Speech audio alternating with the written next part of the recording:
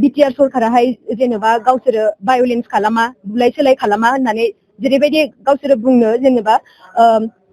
नन violence फल' खालामो बिथांमोनहा बुलाय सोलाय खालामा रावजोंबो नांलाय खमलाय खालामा होननानै बुङो किन्तु बिथांमोनहा जुदि थारैनो जेनेबा पिस जेनेबा सान्ति सुक्तिनि सरकार मारब्ला होनब्ला थांनाय एमपि इलेक्सनाव जोंनि सानैसो आदामोनखौ मानोहाय गारियाव अन्थाइ खुबैख्रुबामोन आरो जेनेबा न'आव थांनानै मानो अन्थाइ खुबैख्रुबामोन लामायाव बेंथेनानै जोंनि आदामोनखौ मानि थाखाय बुवामोन आं बेखौ दिनै कुइसन खालामनो लुबैदों आरो जुदि फैबाय थानाय समफ्रावबो जुदि बेफोरबायदि खालामोबा जों इयुथफोरा निस्सय जों बेनि थाखाय आवाज दिखांगोन आरो मानो होनोब्ला जोंहा आयेन मथे जोंहा बेवहाय गोसोबायदि उदाङै जोंहा पार्टि खालामनायनि मोन्थाय दङ दा जोंहा चिरां दुवार ब्लकआव जोंहा रुनिखाथायाव जोंहा स्टुडेन्ट मिट लादों दा जोंहा बेवहाय स्टुडेन्टफोरजों गोबां खोथा सावरायलायनाय जादों बिथांमोनहा जोंनि पार्टिखौ दिनैहाय मोजां मोननानै दिनै जोंजों सावरायलायनो होननानै दिनै जोंहा बाव फैदों दा बेवहाय जोंहा जोंनि चिरां डिस्ट्रिक्ट इउथनि प्रेसिडेन्ट आदा आरो आंजों लोगो आरो आं जोंहा स्टुडेन्टफोरनो माखासे गोबां जेनेबा इम्परटेन्ट जोंहा मेसेज होनांगौ दंमोन जोंहा बेखौ होखांबाय आरो दायो मिटिङा सोलिनानै दंगासिनो दा जोंहा बेवहाय दाख्लैहाय 16 जुलाइआव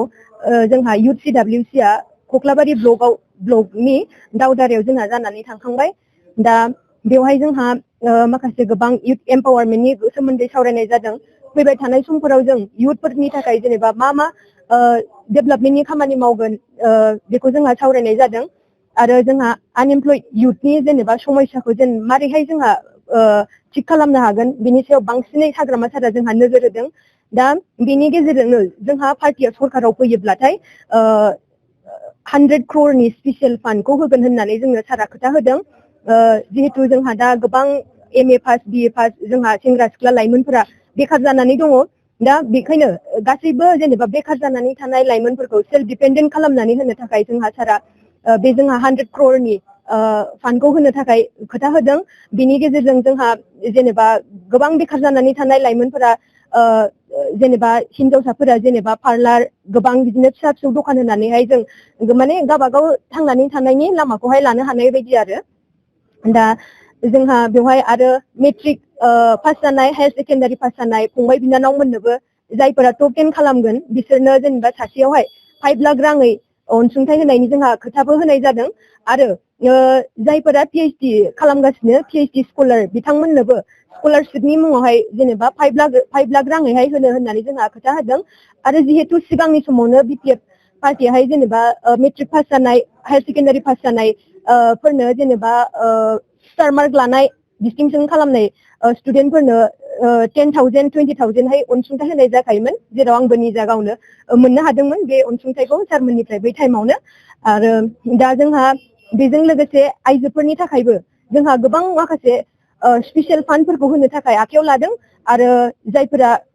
खाना बेंगुरा हेन्डिकेपफोरनि थाखायबो जोंहा स्पेसियेल फान्डखौ होनो होननानै जोंहा पार्टिया डिसिजन लाखाबाय आरो निस्सय जाखागोन बियो मानो होनोब्ला हाग्रामा महिलारि सार बिथाङा खेबसे जे खोथा होबाय बेखौ बियो 100% खालामनानैसो होखागोन आरो जोंहा बेखौ जेनेबा फैबाय थानाय समाव निस्सय खालामगोन होननानै जोंहा जों रोखायै बुंनो हायो आरो दा बेनि गेजेरजोंनो आं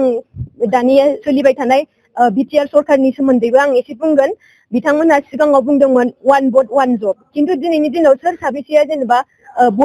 जबखौ मोननो हाखो जोंनि बेखार सेंग्रा सिख्ला लाइमोनफोरनि समस्याखौ फोजोबनो हादों नामा होननानै आं बेखौ कुइसन खालामनो लुगैयो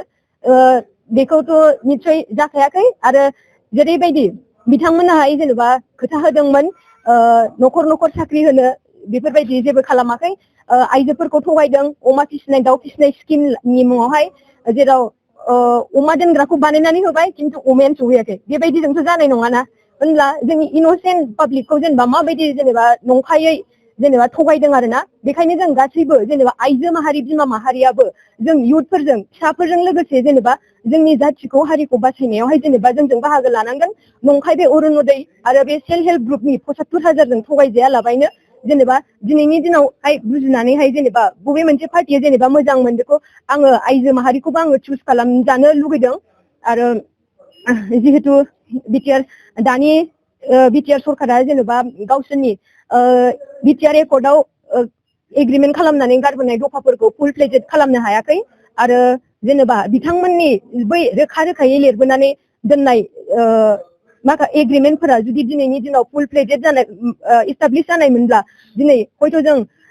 जोंबो दिनै बिपिएफ पार्टीखौ आखाइ हमफैनांनाय नङामोन जोङो हयथ' बिथांमोननि पार्टीखौनो जोङो दासिमबो मोजां मोनबाय थागौमोन दा जोङो नुनायाव बिथांमोना गावसिनि एग्रीमेन्टखौ मोनसेबो इस्टाब्लिश खालामनो हायैयाव जोङो दिनैहाय बिपिएफ पार्टीखौ जोङो मोजां मोननानै जोंनि थाखानाय सरकारानो मोजांमोन होननानै जोङो दिनै जोङो मोनदांनो हादों जिहेतु बिपिएफ पार्टीयानो जेनेबा सिगांनि समावबो गोबां माखासे खामानिफोरखौ मावखादोंमोन जोंहा बिटिसिआव सिगाङाव बुंनो थाङोबा जेबोआनो गैखायामोन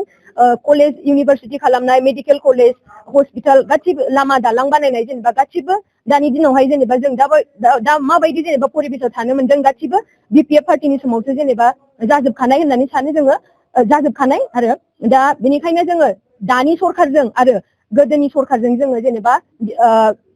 कम्पेयार खालामलायनानै मोनबाय जोंनि थाखानाय बिटिसि सरकारानो जोंनि थाखाय मोजांमोन बेनिखायनो जोङो बिटिसिनि जेनेबा बिपिएफ पार्टीखौनो जोंहा पावाराव लाबोफिननांगौ हाग्रामा महिलारि सारखौनो जोंहा देरहाहोफिननांगौ आरो जोंहा सिगांनि बायदि जेनेबा जों ज'यैहाय सिगांनि बायदिनो जोंहा खामानिखौ मावफिनलायनांगौ बे आरो बेनि गेजेरजों आं मोनसे सोंनो बिटिसि बिसायख'थिया फैगौ सेप्तेम्बर दानाव जानायनि बाथ्रा थि खालामना दासिम फोसावजायाखै बिपिएफ हानजानिफ्राय दिनै टिकेट दाबिदार गोबां दङ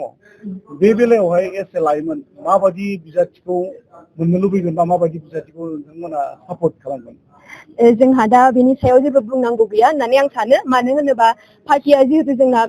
गावसोरनो जोंहा डिसिसन लाखागोन दा पार्टीया जायखौ जेनेबा सायख'यो पार्टीया मा डिसिसन लायो हाइकमान्डनिफ्राय जोंहा बेजोंनो जोङो बेजोंनो सापर्ट दङ